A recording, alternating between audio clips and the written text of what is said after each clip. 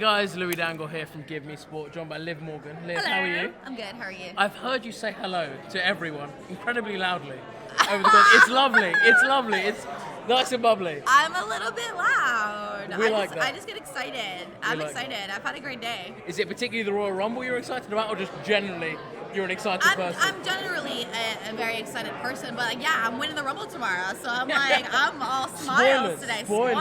Yeah, I'm not hiding anything. I'm winning it tomorrow. So everyone that you kind of speak to is be like, right, in WWE, you got to turn yourself up to 100. Yeah. Are you always on 100? Honestly, yeah. Honestly, I feel like I am like 120 and I have to turn myself down a little bit. Okay, you got to turn yourself down. Yeah. Okay. Yeah, I really do. Okay. How have you found the last year for you? Fulfilling. Okay. Fulfilling. Obviously it's been a roller coaster. Yeah. But it's been fulfilling just because I feel like I'm finally showing the world what I always knew about myself, and it's that I'm freaking great. Do you still think there's more to show? Of course. I don't think I was saying earlier, like, I feel like I'm at my peak right now, but then I took it back right away because I'm not at my peak, you know? I'm always going to grow. I'm always going to get better. I'm always going to strive to be better. And so just that thought in itself, it excites me. And obviously you're coming off a huge run with Becky. How's that been for you? Was that the selection of, I guess, biggest matches? For sure. I mean, the biggest matches in my career by far. You know, I've never had a main event singles match for the title on the 17th anniversary of the historic Trish Lita first ever women's main event for the title, you know, and also day one, you know, it was the first ever pay-per-view of its kind, and we were the only women's match on the card, and it was for the title, you know.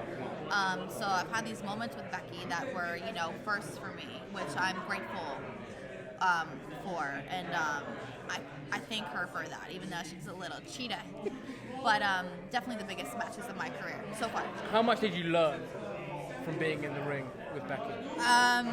I mean, I definitely learned that you can't ever, you know, underestimate her or take your eyes off her. She'll do whatever it takes to win, you know, which I guess I didn't really consider because the whole time I feuded with her, she just kept saying, like, what have you done? Look at me. And, you know, I knew she was underestimating me, so I didn't think that she was going to have to go as low as cheat to try to beat someone that she thought was going to be so easy, you know.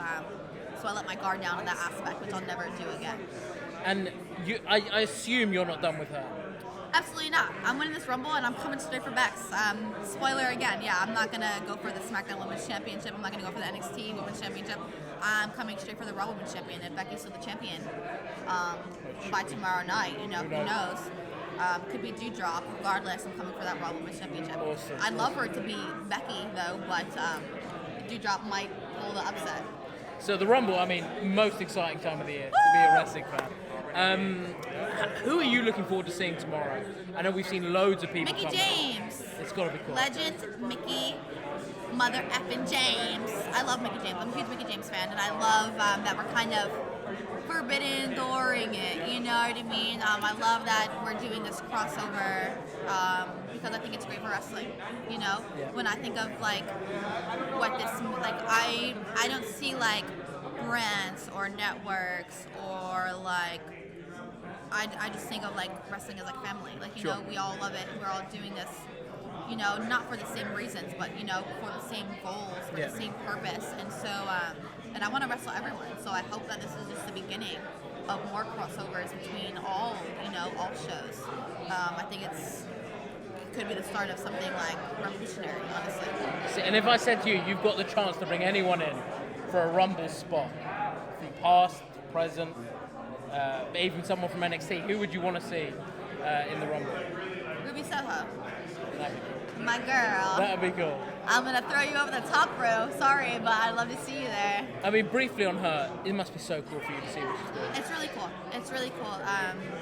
She's taught me so much in wrestling and in life, and I've always known like how good she is, and I just see like a new confidence in her when I watch her now, you know.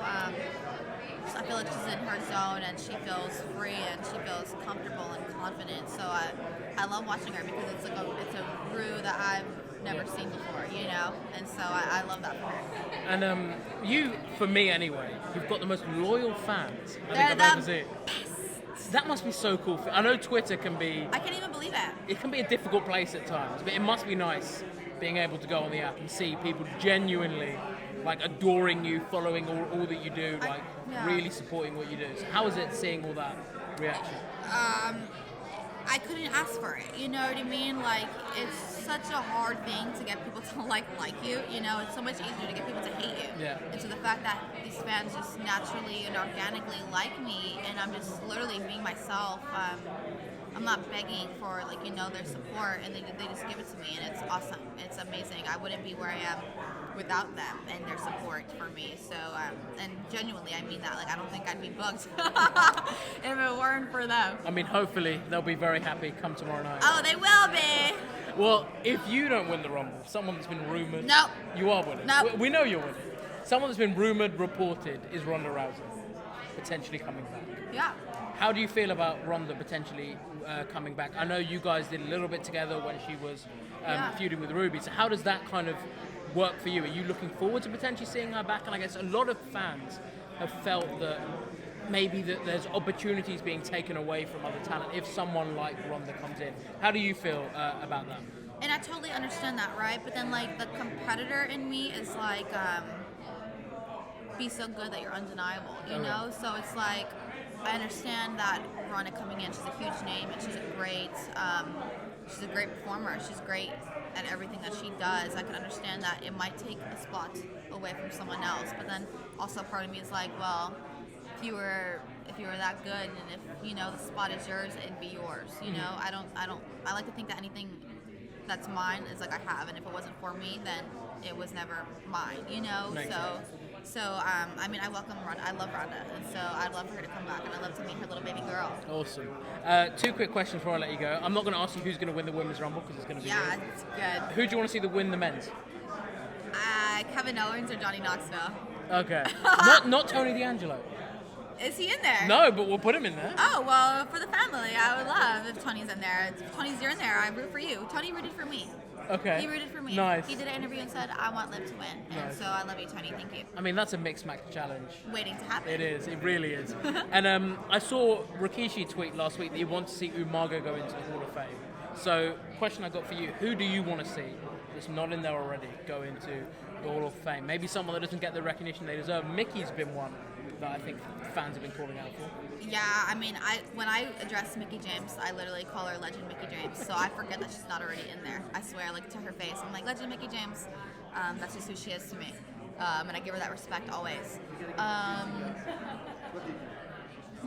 I'd love for China to have a solo spot in the Hall of Fame.